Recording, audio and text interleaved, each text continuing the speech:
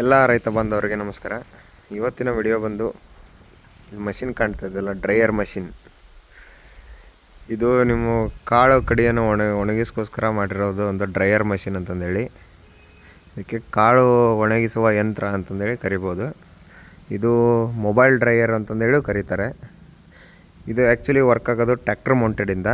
Tractor P T O ಇರುತ್ತಲ್ಲ, P T ಒ ಶಾಫ್ಟಿಂದ ಇಲ್ಲಿ connect ಮಾಡ್ತೀವಿ, ಇಲ್ಲಿಂದ ವರ್ಕ್ ಆಗುತ್ತೆ. ಇದ್ರ ಬಗ್ಗೆ ಮೇಜರಾಗಿ ನಾವು ಇಂಟ್ರೊಡಕ್ಷನ್ ಕೊಡಬೇಕಂದ್ರೆ, ಇದು ಬಂದು 3 ಟನ್ ಕೆಪಾಸಿಟಿದು. ಇದು ಹಾಟ್ ಏರಿಂದ ಡ್ರೈ ಆಗುತ್ತೆ.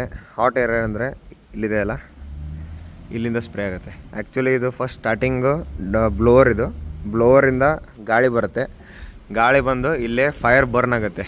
ಇಲ್ಲಿ ಬೆಂಕಿ ಬರುತ್ತೆ ಇದ್ರೊಳಗಡೆ, ಈ ಟ್ಯಾಂಕ್ ಒಳಗಡೆ.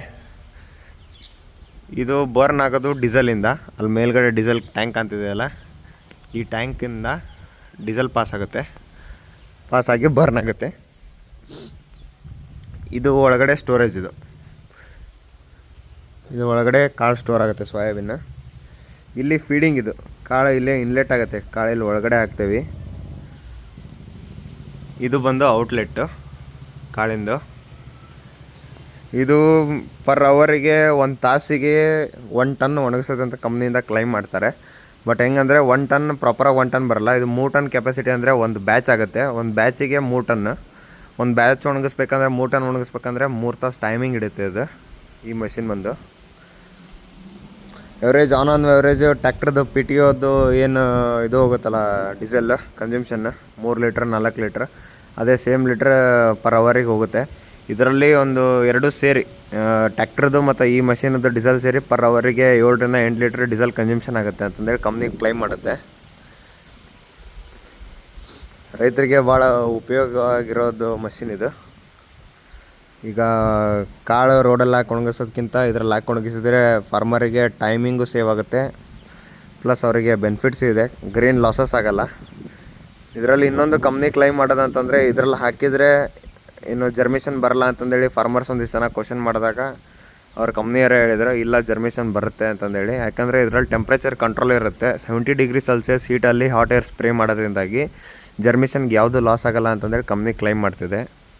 ನಿಮಗೆ ಬನ್ನಿ ಸ್ನೇಹಿತರೆ, ಮೇಲ್ಗಡೆ ತೋರಿಸ್ತೀನಿ. ಕಾಳು ಇಲ್ಲಿಂದ ಮೇಲೆ ಇನ್ಲೆಟ್ ಆಗಿ ಇಲ್ಲಿಂದ ಕಾಳು ಬೀಳುತ್ತೆ.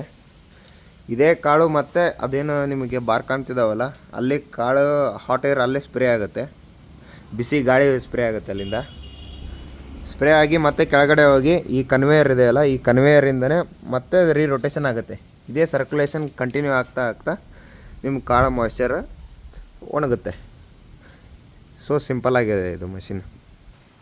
ಅಲ್ಲಿ ಮೇಲ್ಗಡೆ ನೋಡಿದ್ರಲ್ಲ, ಅಲ್ಲಿಂದ ಕಾಳು ಇಲ್ಲೇ ಕೆಳಗಡೆ ಬರುತ್ತೆ. ಈ ಸ್ಕ್ರೂ ಕನ್ವೇಯರಿಂದ ಮತ್ತೆ ವಾಪಸ್ ಕನ್ವೇಯರಿಗೆ ಹೋಗುತ್ತೆ.